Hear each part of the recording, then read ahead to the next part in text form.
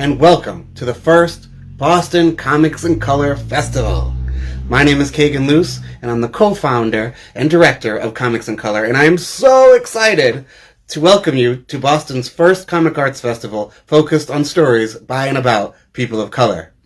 2020 was a rough year for everyone, but for us, it started by having to cancel what would have been our first festival.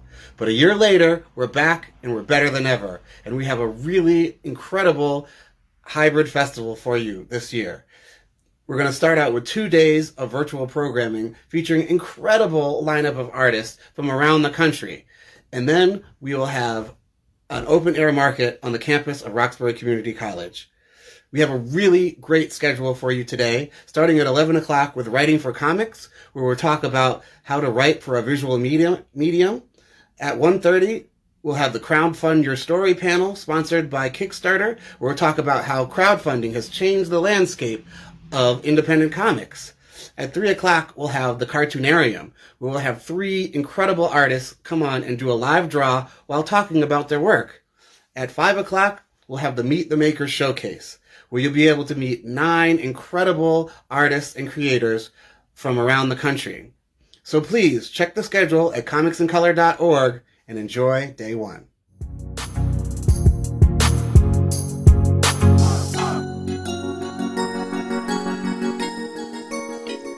Hello, everyone. Good morning/afternoon. Welcome to the 2021 Boston Comics in Color Festival. My name is Ariel, and I am an arts writer and producer at WBUR here in Boston, and also the moderator for this conversation. We have 3 amazing panelists who I'm so excited to speak with today. And just really quick, I'm going to read out you guys' bios. Please ignore the huge dog in the background climbing up on the couch exactly where he's not supposed to be. It's fine. So I'm just going to go down the line really quick because I can't tell who's next to me and who's below me.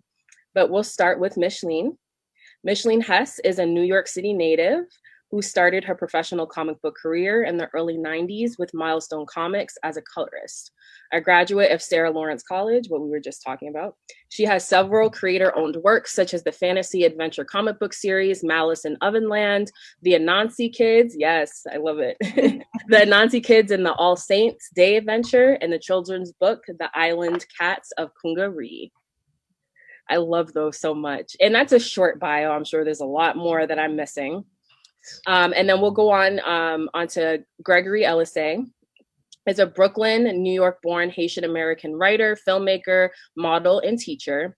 He is the writer and creator of the comic book series Isnana, the Were-Spider, and Marasa. He ran a column on Outhousers.com named The Griovine, where he showcased independent creators of color and LGBTQ+ creators while presenting his thoughts on diversity. He now writes for Bleeding Cool. And Isnana, the Were-Spider is his first comic. And then we get to Jonathan. Jonathan Todd calls himself a goofy middle-aged guy. He strives to create comics that capture the interior lives of children and adults. He is a graduate of the Solstice Low Residency MFA in Creative Writing program at Pine Manor College. Currently lives in Boston with his beautiful rock star science researcher wife, Tamara, and their 2 brilliant children. Aww. His debut middle grade graphic novel, Timid, is scheduled to be published by Scholastic Graphics. And you're also the co-founder of the Boston Kids Comic Festival, right? As well. Okay. Awesome. Well, welcome everyone. Thank you so much for joining us today. Thank you for having us. Thank you. Thank you. I'm very excited to talk to you all. Today we're going to be talking a little bit about what it takes to build a story in the comic book world, and what we can use stories to do, like in our culture, in our society, and just storytelling in general. And I'm really excited. Greg and Micheline, I know you guys have worked together before and over the years. So I'd be really interested to hear about how that collaboration and how working together has gone. And I just kind of want to start off with, I guess, kind of a basic question, since this is the Boston Comics in Color Festival, is why comics? Of all the different ways to tell stories, what drew you all to telling stories through comics and illustration? And I guess we can start off with Micheline. Woo! When I was a kid, my father worked in business that took him all around internationally. And he would come back, with like gifts, and sometimes he would bring like little doll from Peru or something like that I would trash almost immediately. And then one of the other things he would bring is comics, and so he started bringing Tintin. He brought Lucky Luke, and this other comic that I really loved about this dog named Piff. And most of them were in different languages. Typically, they were in French. At that time, I didn't really know French very well. And the thing I loved about them instantaneously were the fact that you didn't necessarily need to be able to read anything to understand what was going on. It was possible to kind of follow along with the little adventures and things, and they were almost telepathic in nature. And I was instantly attracted to that, and I already liked to draw. So I found that it was something that really just stuck with me for a really long time. And I became interested in telling stories with visuals, even if they were like one stupid, little picture that I would draw and pass to a friend. I found that, if you're executing the drawing like in the way that I want, people could see the joke. They could get the joke. They could speak a different language, but they could always kind of understand what you were saying. And so that was very attractive to me, along with the bright colors, of course. I love that. I love the idea of illustration being able to transcend borders, really. I mean, physical borders, language borders. Yeah. Greg, how about you? What got you started into telling stories through comics? Well, I was originally I was an artist growing up. I was drawing since as long as I can remember, and I think it was around first grade that I started dabbling with writing. And so I always had like a love and appreciation for both the arts and writing. And I think when I discovered comic books, it was like, you can do both, and I was always big on like superheroes and fantasy, Greek mythology, stuff like that. So seeing a lot of these fantastical beings just do cool stuff, and it was just very fun for me to read, and that became like my first obsession. I would say was comic books and superheroes and things like that. And as I got older, I'd say by the time I got to high school, I realized even though I still had a huge love and appreciation for the arts, it just wasn't. I didn't have the passion to do it myself, but my passion for writing. My passion for writing just kept on, going. And the more in depth I got into finding out all these different creators in comic books, and finding that there was a lot of these Black artists and writers who were just doing amazing work and things that I've wanted to see since I was younger, but I had no real access to it or knowledge of how to get access to it. I think that resonated with me more and made me fall in love so much more in love with the medium. So that became, my thing. And I love a variety of styles. I love all types of art. I've never had I only want to see this type of art when it comes to comics. I like seeing so many different things, and same as going to a museum and seeing galleries. I love seeing just how different styles and visuals can be, and that's the fun of having. I see that in comics no matter what period of my life. Right. And Jonathan, how about yeah, I actually, when you first asked that question, I had trouble thinking like, why comics? It's like it's kind of like my native language, and so I've always done it. So but to start, as far as how I got into it though, when I first discovered comics, it was I went to visit my sister who was a freshman at Milton Academy, and it was a dorm room, and the roommate had this comic book. And I had never seen comics before. It was a Garfield comic book, and I was reading. I thought it was funny, and I just put that in the back of my mind. And my family moved to Miami, and I was bored in my dad's office, and I remembered the Garfield comics. I got one for my birthday, and I thought I could do something like that. So I did a comic strip. Instead of a cat, I drew a dog, and it was like a 3 panel cartoon, and then I showed it to my dad's secretary, and she laughed, and I thought, oh, I think I like that response, and so from there I was just hooked. I share what you guys were saying. It became an obsession, and I've just always just drawn comics and cartoons, and I just think it's a great way. It's the most effective way I have to communicate with people, and to tell them something meaningful about life. So after Garfield, I got into Peanuts, and I love how Peanuts, it makes you kind of think deeper about life. And so I always, when I draw comics, I want there to be something you're thinking about. So I almost see it like preaching in a way. And speaking of comics, Jonathan, you have Timid, like you said, that's coming out. Mm-hmm. So this kind of gets into the next question I wanted to ask everyone is, okay, it's easy enough to look at something and read a story, but I think a lot of people aren't aware of the work that goes into building a story and how you started off. So Jonathan, can you tell us a little bit about what that process was like for Timid and for some of your previous works that you've done? Yeah, that writing a long story was tough because before that I had only done short comic strips, and then in high school I became obsessed with becoming a political cartoonist. So usually those were 1-panel cartoons. I did do a few panels, but they were short form.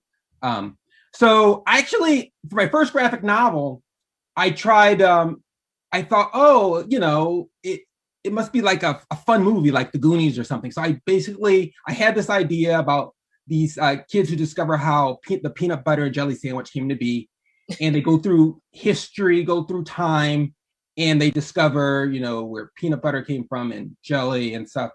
And I just kind of wrote till I got to the end.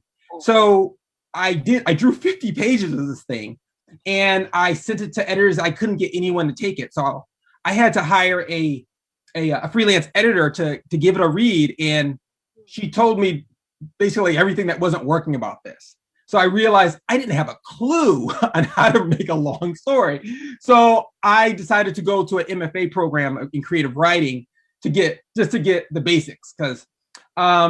So from there, as far as Timid, what I found when I got off the call with the editor, I wanted to pitch ideas on finding an idea that would get basically someone like her to buy it. So I was getting into alternative comics at the time, and I loved the confessional style of alternative comics. And so I thought, man, I had these kind of bad things that happened to me in middle school. So I kind of pitched that idea. And when she heard the idea, she said, yeah, if I was an acquiring editor, I would buy that. So I didn't want to waste my shot. So I decided this would be my thesis for my MFA thesis. And so the idea of that story is it's inspired by my upbringing, just coming back from Florida, landing at Wellesley Middle School, and just how I didn't really fit in anywhere. And so I had a lot of shame things going on there. So for building my story, I basically wrote vivid scenes that just made me feel really bad. It was making me really bad. Wrote it down. I hadn't even thought and talked about this. And then I connected those to other similar things. And I basically just wrote till I got to what felt like the end. So then the real, I think, writing and refining came with revision, workshopping the story, getting other people to read it, give you feedback on things that are working and not working. So I did that. The hardest part was getting to the end of the story. But once you get there, then there's something for people to work with. And then they you revise, and then at the end you have something. So I ended up submitting to editors. So. Wow, yeah, it's definitely a process, and I think it contains a lot of steps that people, again, aren't really aware of. And Micheline, I think Jonathan Timid is kind of based on like your own story. Micheline, your works are, you know, a lot of them are like fantasy, adventure, comic books. Specifically, I've been looking at Malice in Ovenland. I really want to purchase that one for my own collection. So how do you go about writing stories that are still like based in our reality, but that take it to like the fantastic? I wanted Malice in Ovenland to, in a way, it's kind of like a love letter to a lot of things that I enjoyed in my childhood. Saturday morning cartoons, the kind of comics that my father used to bring me, real kind of hard line with the bright colors and things like that. And so what I started doing, because I think Anansi Kids was the first real story I wrote, but Malice was the one that required so much more work. So yeah, I agree. It's a very recursive process where you're writing and then you're kind of coming back over it and you're coming back over it. One of the things that gave me the biggest challenge was creating interpersonal relationships that were believable and didn't feel forced, you know, because it's like, you know, person A turns to person B and is like, how are you? And that's the way. And I was like, nobody talks like that. So I had to really think about it and think about like conversations I had in the past. The other challenge was also taking the imagery and creating images that worked with what I was writing. You know, it's one thing to kind of have the script written in front of you, and then it's another thing to sit there and think about, you know, well, how am I going to turn that into an image that makes sense and looks good and also maintains the flow, you know, of the story. Scott McCloud is the Understanding and Making Comics are books that I really love because the way he used the imagery to kind of, you know, as the example of what he was talking about. And then I was, you know, reading it, I was just like, oh yeah, a cliffhanger on every page. So I started kind of keeping things like that in mind as I was going. With Diary of a Mad Black Werewolf, seen here and available on my website, it was a little bit more of a challenge because I was taking all of the prompt words from that year's Inktober and massaging those into a 30-page story that had text with every post that had to be, you know, put up every day. So I would actually take, for example, this is an example of when the werewolf is coming in on Candy Cathy, who is calling the cops on this kid who was selling candy outside. So I create a thumbnail and I have the text in the same place. And then I ultimately, I don't know if you're able to see that, but I saw some of it. You know, I generate a much more in-depth image, and then I have the text laid out on the other side. Wow. And so a lot of times as I'm writing, I'm drawing two, because sometimes I'll come up with things at the last second and I'm afraid I'll forget them. So I kind of do it together. But the structure and the interpersonal relationships within characters were the things that proved to be the greatest challenge, but not like something that was like, you know, you got to like scrub the tub challenge. Like it was like something that I enjoyed doing and I really look forward to it a lot.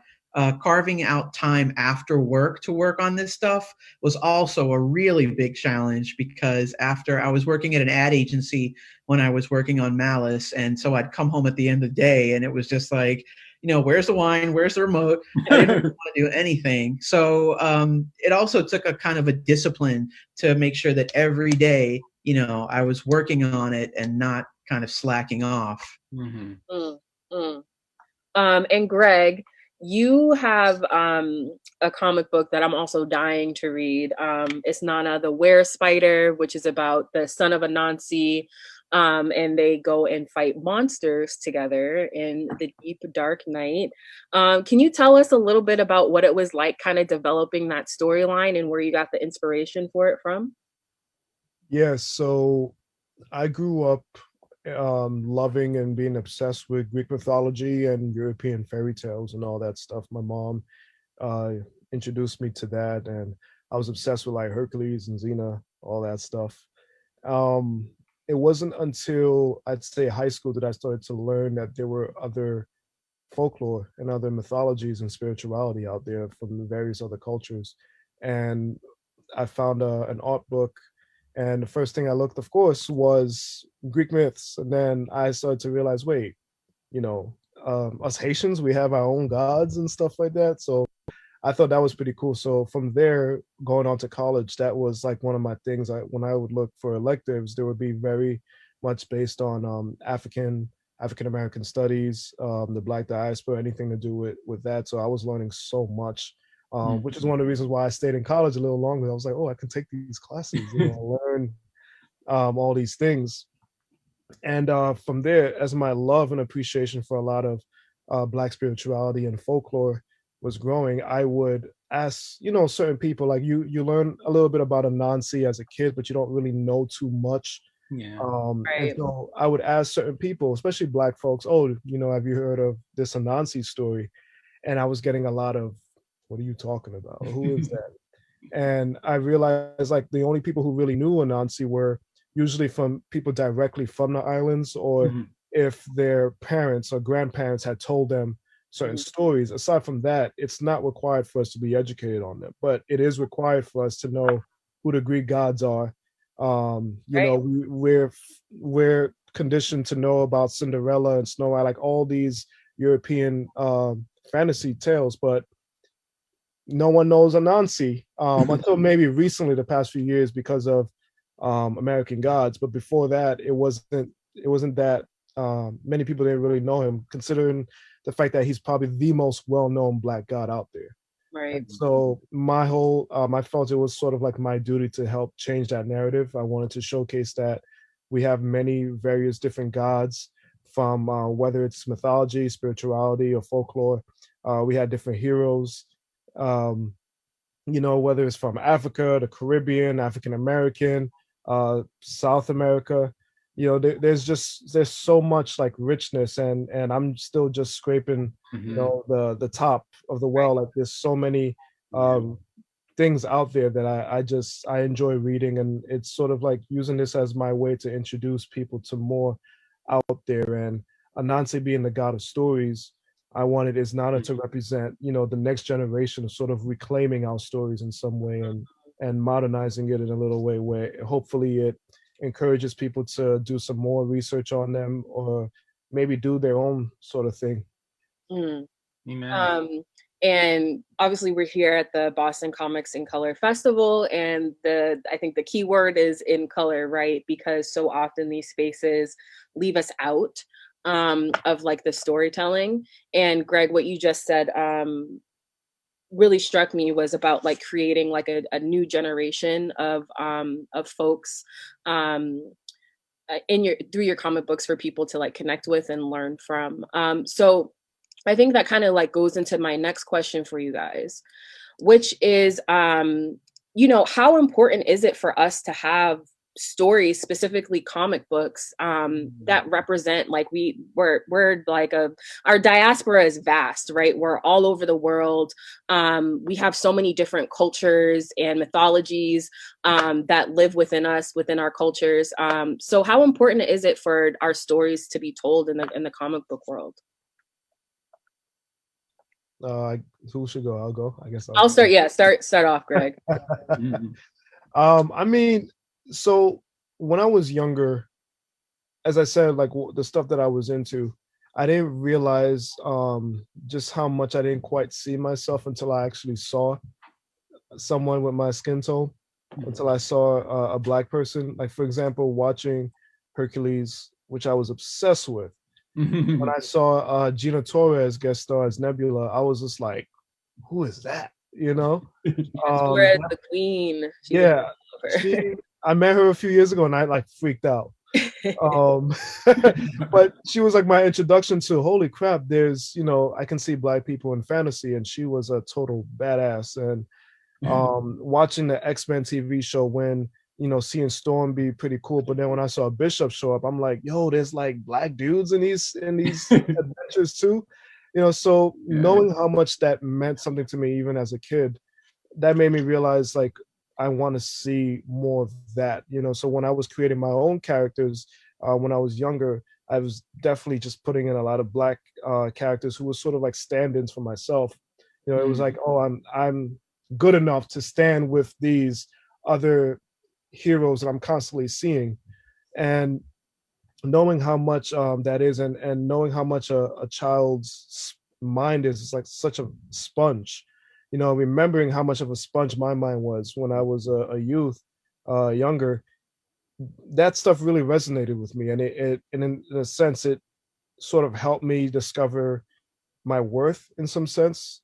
You know, it's like you have a lot of parents who you know, they're always there, they're supporting you, they're telling you your worth, but you know that's also your parents, you know. So seeing representation out there and knowing that you're not by yourself, you're not alone, that you can fit in, even if you enjoy being, you know, the weirdo, you know, the one who stands out, but it still makes you feel good to know that there are people who share that same sort of journey with you. So whether it's skin tone, whether it's gender, sexuality, anything like that, all that stuff is extremely important, and it helps, as I said, it helps people just feel like they belong, like they're wanted.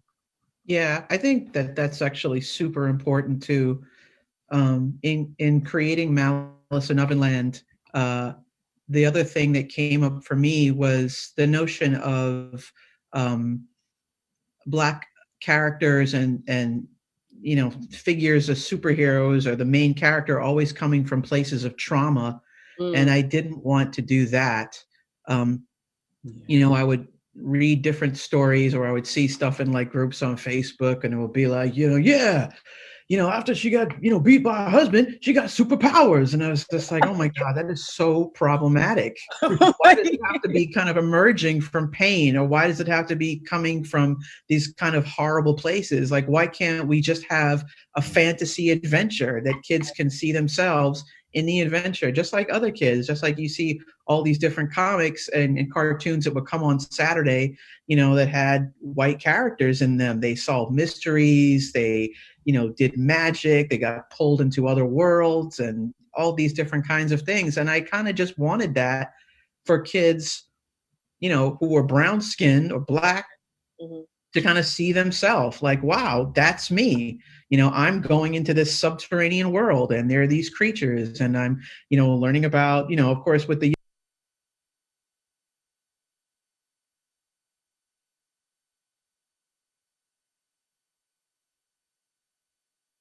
younger kids, it was like with friendship and stuff like that. And the Anansi Kids Club, it was also pushing towards, you know, cultural roots and, you know, the Sukinya, the vampire, the skinwalker, you know, breadfruit salad, and all the kind of awesome things about living in the Caribbean. And it's just kind of like, a, you know, a party in a way, celebrating you, like celebrating where you're from, you know, and saying like, you can be in this story too. And I think that what's great about that is that it allows kids to also kind of unlock the doors in their own head. You know, I can write my own stories. Oh, really? I can be in the adventure. I can create my own adventure. And so those are great things that I would like to kind of pass on to the kids that read my comics.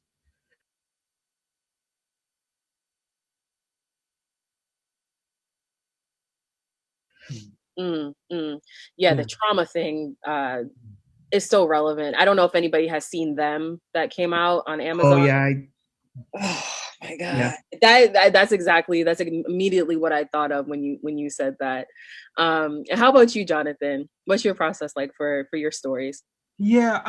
So I think there's a lot of different kids, and some kids are more sensitive on wanting to see themselves. And so my daughter, who's 8, she's very sensitive, as that she really wants to see people who look like her in stories, or she can't really get energized. And one of her favorite books is this called Little Leaders, and it has biographies of all these Black women, and she like sleeps with the book. And so for some, it's really it's important. So it's good to show, you know, Black characters. But also in this country, there's a big portions of this country where some white kids grow up without seeing Black folks. So I think having stories that really, from our point of view, give people a window into like to see the humanity of of their kid. They're just like you, and so I kind of wrote my story from the position of, there's a lot of kids who feel isolated for all different kinds of reasons, and for it, and to again also to add to the diversity, like a lot of the stories are showing maybe just urban Black folks versus suburban Black folks, and what that's like, what's like a middle class experience like. And so just and to show say if some of the white readers aren't just seeing the stereotypes of Black folks, when you write, you realize, I'm going really in depth into what my protagonist, how he's processing things when someone rubs his head, or like what are all the emotions he's going through. And so to put that out there, so if you didn't grow up with Black folks, you can read about it like, oh, okay. So I think both for the whole people seeing themselves, the mirrors and the windows, I think it's important that we have Black stories by Black folks. Ooh, I love that. The mirrors and the windows. That's a gem, Jonathan. I love that so much. Oh, it's a common in children's lit, but yeah, it's not mine. It's not you. Okay. No. But yeah, if you Google windows and mirrors and kids lit, you'll find a lot of material. And I think that goes back to what Micheline said, is like creating stories for Black characters that aren't just rooted in our trauma, because our lives are so much more full than just the pain that we endure. And I think you really hit on that. Jonathan was saying, like, it's important that, not that we create things for the white gaze, but that they're going to look at this stuff anyways. And so we might as well have like a full representation of Blackness, and also what it means to be people of color. And now kind of getting back into Micheline, you were talking about that book that kind of like was teaching you like how to like visually represent a story, right? I kind of wanted to go back to some of those techniques that are needed in order to translate a story into visuals, because there are a lot of things, like where you place the picture on the page, and like you said, having a cliffhanger on the page, and even like the types of bubbles that you use for the speech will change depending on like why you're using it and where you're using it. And I guess we can kick it off with Micheline. What are some other techniques that you use to kind of translate those stories into a visual? I think one of the other things that's really great is colors. I work in color pretty much all the time. But I think the language you use in your colors can also say a lot. You can have soft colors for like a pastoral kind of scene. You can have dark colors.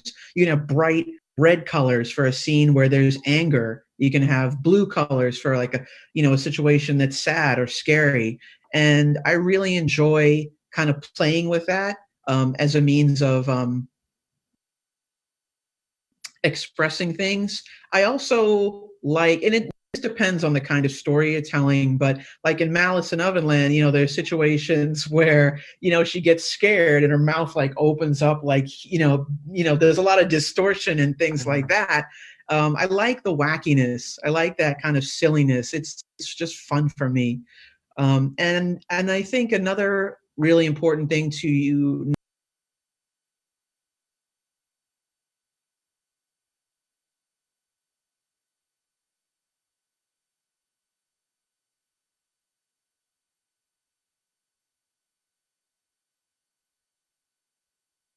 know how to utilize or experiment with is the number of panels in a page, because that can actually control the flow and the pacing of the story. Do you have a lot of panels jammed up in one page? It seems to kind of speed things up and intensify things. Or do you just have one or two with like an open scene at the bottom? That can allow you to really control. It way worse for you, for yourself. So one thing that I tend to do is I'll have the general idea down. I'll write it, whether it's on the computer or it's a notebook. I carry a notebook with me at all times, anywhere I go. And so I'll put on whatever idea is in my head, even if it's not in the order of the idea that I have. And so I'll put everything out. Sometimes I may not know what the ending might be. I might have a general idea, but I'll put that down as well. And when it does come down to fleshing things out, by then I've sort of already created the spine of the story that I'm doing. And another thing, a technique that works tremendous for me is I tend not to get writer's block because I do this. So whatever scene excites me at the moment in my head, whether it's a line of dialogue or a discussion, whether it's an action scene, I will just focus on fleshing out that particular scene at that moment. Over time, when I do whichever scenes excites me, over time I'll sort of piece them together as a puzzle. I'll find out what pacing works to put them together. Then I'll find the scenes to help bridge them together in that sense. And it keeps me from being bored of the whole thing, because I would have some people tell me, oh, I'm stuck on this part. I can't move on to the next part until I finish. It's like, so move on to the dang part that you want to get to. Just simply do that. And then eventually you'll have no other choice but to find the bridge to put them together. So that's a technique that I've been using for the past couple of years, and it's worked very well for me. Yeah. Jonathan, how about you? Yeah. For me, I although like a native language is like creating comics, I feel like I'm most effective writing. And so what I do is I write my story out in prose. And so I write in, and I find that when I'm writing, I think of more details than if I just started drawing right away. So like, for instance, even like this is a favorite prose writer. Her name's Gabby Rivera, and I think she actually writes comics too. So it's very dense. So she has like some. So you might have a details. Like she talks about the protagonist's brother talks about eating Twix. A little like I would have not, if I just drew, I wouldn't have like included a detail about eating Twix or. So I write it out. So then I use that as kind of like a movie, and then I thumbnail, and it's I don't know if it's blurred. Blurred. Here we go. Oh, let's see. There we go. Is it? Yeah. Now we can see it. Okay. So these are thumbnails, and so I write the whole book. I wrote my whole graphic novel in thumbnails, and then I send that to my editor, and then this gives her so she's already reviewed my chapter summaries. And then when she says the thumbnails, that's basically the whole book. And so she'll give me feedback on that too. So then after we agree on the thumbnails, then I take the big paper Bristol board, and then I get penciling it out. Why does it blur like that? I wonder if it's a zoom. But anyway, so I pencil it out, and then I ink it. And then I ink it. If brush and ink is what I use. And then I scan it. So, but for me, the writing is very exciting in the prose form, and then the thumbnailing. I feel I'm the most loose there. And then from there, then it's just more of a finishing job with the ink. And we're talking a little bit about the stories that you guys kind of have gotten through, but I'm curious: has there ever been a story that you got? Well, I'm sure there has been a story that you guys just kind of like scrapped because it was just like not doing it for you. Yeah, I can go. Go on. Yeah, I think I'm best at writing realistic fiction or things from my life. So I tried to speculative thing, and it was about how how when God was an apprentice trying to learn, and he became like this student where he was doing stuff that the elders didn't. They said, no, you can't do that. You can't do that. So then he was exiled to another universe where he created our universe. But so I started, and I just not a natural speculative writer, and I thought it was a good idea, but I just couldn't get it done. Right. So I would read that. Oh, thank you. Okay. You couldn't have a readership if I can get through it. Yeah. But so for right now, I'm working on the realistic stuff. So but yeah, that's one that I just gave up. Right. Micheline, I saw you thinking like you were like, Yeah, the thing is, a lot of times I don't really scrap stories. I kind of just freeze them in carbonite and put them on the shelf. So if you look at the shelf, there's just a whole bunch of like that. Han Solo story.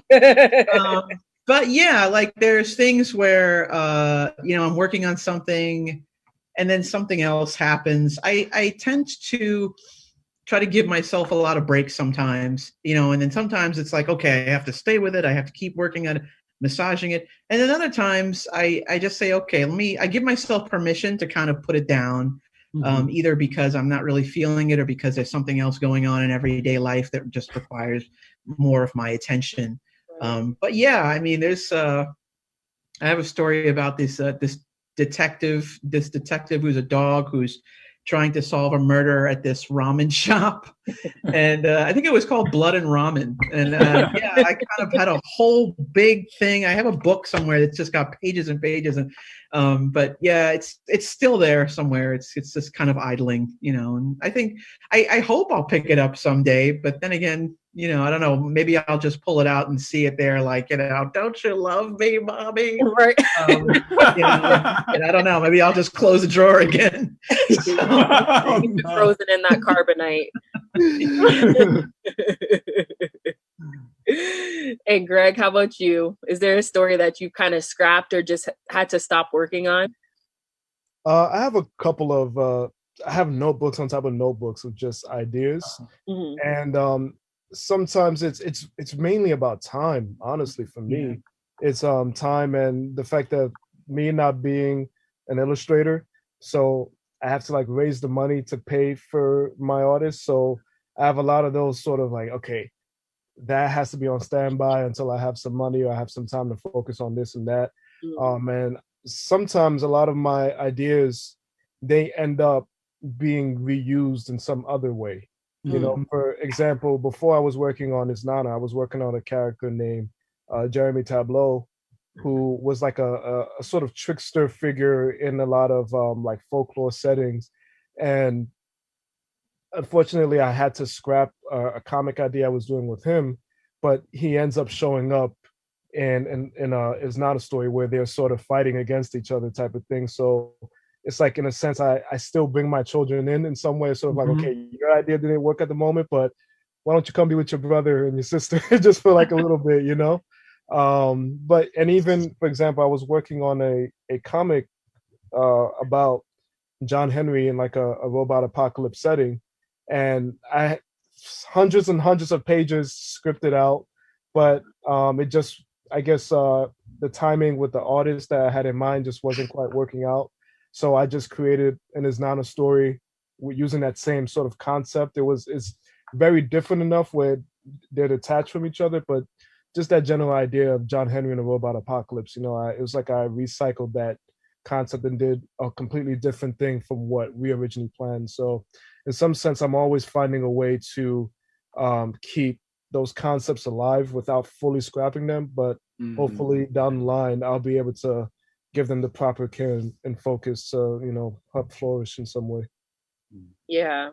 I think that's just, as writers, it's like, there's a beautiful and kind of like sad about writing. Some stories, you have, like Micheline was saying, it's like the decrepit, neglected kid in the corner, like that you just like keep ignoring.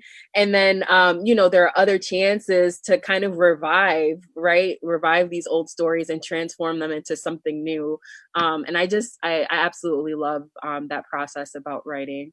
And we're coming up, we have about 5 minutes left of our time together. And this is kind of the last question I wanted to ask you guys, because I'm sure that there are a lot of people who are watching who maybe are thinking about getting into comic book writing and maybe just don't know how, or maybe they've been discouraged because perhaps they haven't seen people like them in the comic book writing field.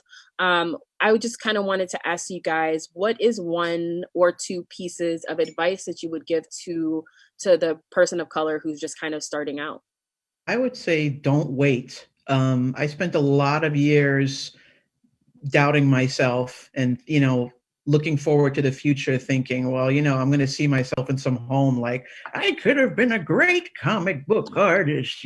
That's nice, Miss Hess, take your pill. So yeah, my advice is to start. Don't worry or wait about anything. If you like to write. If you like to draw. Start. There's so many resources online that you can utilize. There's groups on different kinds of social media platforms, and then there's events like this where you can kind of interact and reach out to people and ask them questions and things. And Yeah, I think time waits for no one. Get your idea down on paper, get your characters down on paper, or just start exploring the world that you think you might want to create. Mm. I'm done. For me, I'd say the main thing is if you have to make time, and it's tough. We have so many things going on, but if it's really if it's your value, you'll make time. And one of my best writer friends, she has 9 kids, so she said like growing when she was raising her kids, she could only have 15 minutes a day to work. So, and that's what she did. She did 15 minutes a day. And if you go on Amazon, you'll find many books by her name is Joyce McPherson. The other thing I'd say is complete drafts, like right to the end. Sometimes you get stuck, but you just got to get that first draft, because then you have something to work with. And I think the revising, that's when you can really start looking at the whole story arc, finding, is there a protagonist who wants something? What are the obstacles? So, so make time, complete drafts, and then you find your people to read through your stuff and give you feedback, and then repeat. And then after you do that 2 or 3 times, submit it. No one will take it. Post, maybe start a blog or something. And people will find you. You just keep doing that. But the first thing is make time and complete stuff. Yeah. I was going to say Jonathan stole my 15 minutes idea that I was going to say. But that's literally an advice that I tell all like my friends who are always complaining about finding time. Yeah. So I always tell them a strategy to try is set a timer for 15-20 minutes and just write whatever. It doesn't need to be perfect. Just write something, get into that flow. Once that 15 minutes, because like 15 minutes, like everyone can find 15 minutes in some way. Once that 15 minutes pass, whether you're still in the flow, you want to keep on going, that's on you. But you're at least written 15 minutes. By the end of the week, you got a good portion already written down. By the end of the month, you have a lot, way more than you would have if you kept saying, oh, I don't have the time and all this other stuff, and it adds up too. Yeah, it adds up. And one final thing I usually like to say to people is, if you're not going to tell your story, who's going to tell it? If not, then who? Snap. Amen. And actually, I was mistaken. We have a little bit longer, I think, because we started a little bit late. I don't think that we've had audience questions in yet, but I do have my own questions that I would like to ask y'all. And actually, the first one is one that Greg already kind of stole my question when you answered about having writer's block. But I think that for me as a writer, that is the thing that I struggle with the most. Like, I can put down a story and like it'll be months before I even get back to it. And sometimes it's so hard to get out of that writer's block state.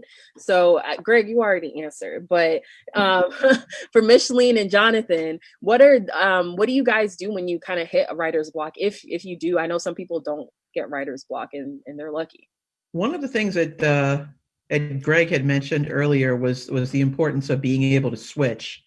So if there's this one scene you're stuck on, you can work on fleshing out another scene. And I do that a lot because I find that the more you do that, the more sort of organically those scenes can be kind of bridged. The more you write, the more it kind of naturally begins to solidify. And I think that that's a really great strategy. And then the other thing I do is I just don't hammer myself about it. I go outside, I take a walk, I watch TV, I play games. I do something to kind of take myself away from it and then see if when I return to it, have I generated any more ideas, Right. Yeah. I recommend joining a writing group. You can even take just 2 or 3 other people who are serious about writers, meet every month. So then that'll give you deadlines. So you have to send the other writers something by the end of the month. So you're going to have to push through. You do your best, you write something. And so I think having those deadlines, you have to just push, it'll make you push through, And then once you guys meet and discuss, the feedback might give you ideas to maybe make that scene you're struggling with better. Right. I do want to shout out really quick Grub Street. If you guys are, and they offer a lot of stuff online too. So even if you're not, to everybody watching, even if you're not in the Boston area, Grub Street offers a lot of good like writing classes. I think that will help with like that kind of like accountability check, like you were saying, Jonathan. Just as like another resource for folks here in the city. And I think my next question too was like, what's the difference between being self-published and then like being published by like a publishing company, and like is there a preferred method?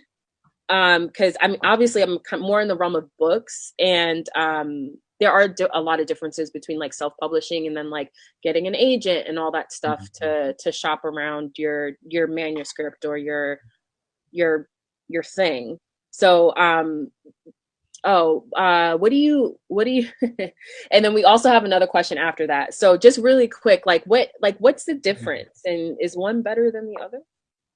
I think I hear some people say, I'm going to publish this myself, screw all y'all. But I think that what a lot of people don't realize is that if you're self-publishing, you do have a lot more control, but then the stakes are a little bit higher because you still have to make sure you're putting out a quality product, and you have to do a lot more of the work or like the, acquiring resources. So it's kind of a balance that way. In professional publishing, you're doing less of the work, but you also have to take more, you have less creative control over what you're putting out ultimately.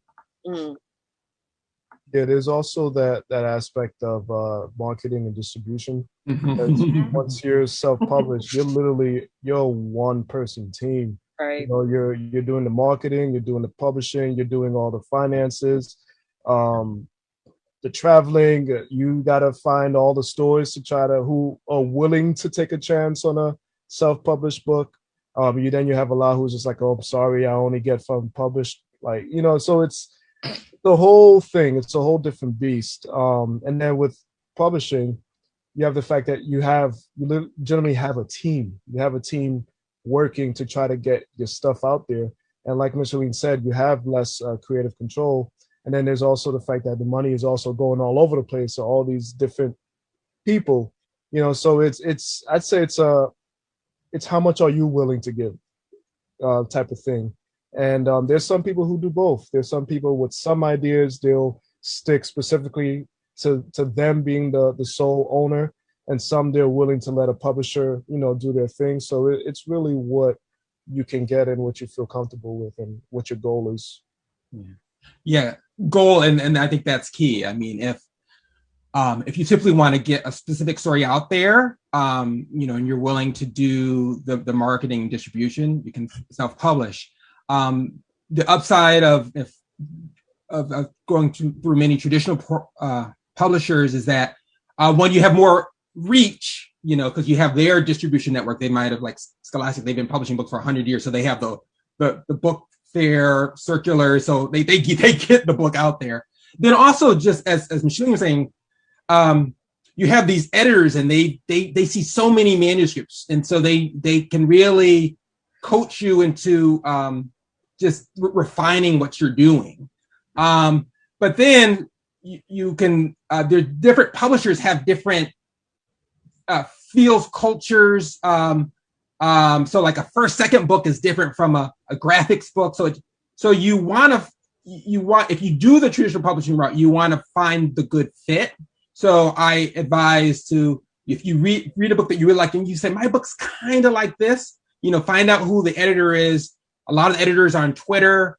Yeah. You can pitch your story. So it just depends, as Greg said, on what your goal is, because they're both hard roads, And some people do. I started publishing my work through zines, but that was a way for me to give myself deadlines. And then with comics is original, where there's all these regional comics fests around the country, so you can, when you get into the festival, you have your deadline, so you can get work done. And then after a while, you have this body of work that you could submit to publishers. So, so again, it depends on your goal. Right. We do have a few audience questions that just came in. So the first one is what's the best way to write a surprise villain? Surprise villain. I would say some of the best villains tend to be the opposite of your hero in some way. And I would say usually the best villains are the ones that you can relate to in some way. Mr. Glass. You know, like if it's to the point where you think, oh man, that villain is pretty cool, that's sort of dangerous right there. If you're sort of rooting for the villain, but you got to find the thing that separates him to what makes him a cool, chill person and what makes him the actual bad guy of the story. So the thing is, there's a lot of people out there in real life that they're very suave, they're cool, you want to hang out with them, but deep down there's something malicious inside of them. And so it's really trying to tap in to find out what is it that would sort of attract and seduce you as an individual, but also what makes this individual so dangerous that makes you think, whoa, you're going a bit too far. And I always say, no matter which character you're writing, even if it's just a minor character, always put a trait from yourself into that character, just to help you make them a bit more three-dimensional. Yep. Does anybody have anything else to add? Yeah, I love the question and I want to think more about it. And I will, my next blog post will be on that. So I will, and I'll tweet that out at, from Jonathan J. Todd. So, but yeah, no, that's a great question. I want to give a thoughtful answer. Yeah. Okay. And then I think we have time for one last question. This question is from Janae Price.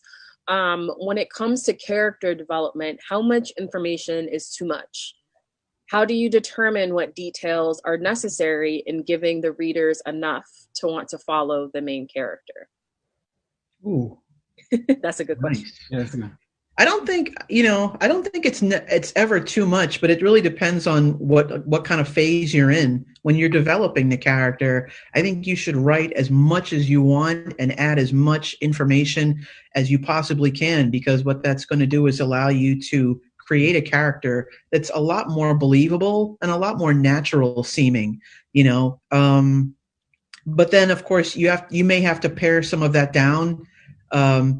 In the execution phase, I think it really comes down to having a sense of how much you want to include in the visual presentation of the character. You can say a lot just in terms of how the character appears, what kind of jewelry they wear, if any, how they wear their hair, the kind of clothes, maybe the kind of way they move, what their skin looks like and things like that. You can actually say a lot without saying anything at all.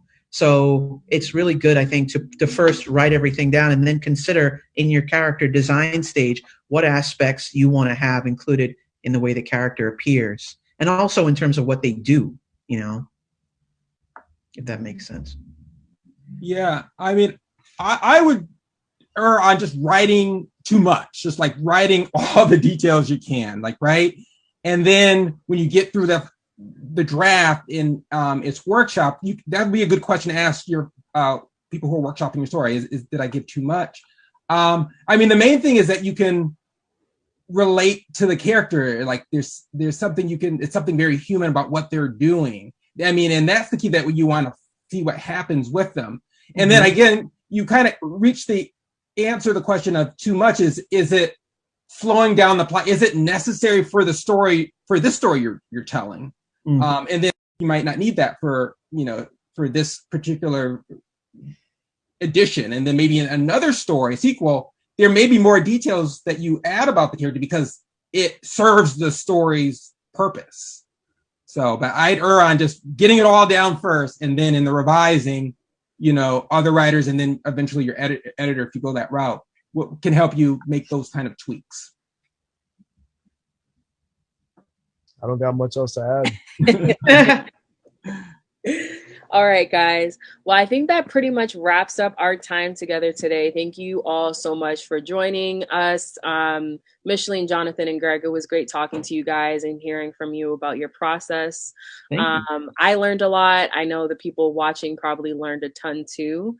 And for all the people who are, here for the day for the Boston Comics and Color Festival, there is a quick lunch break, but then you can join back in at 1:30 for the next conversation.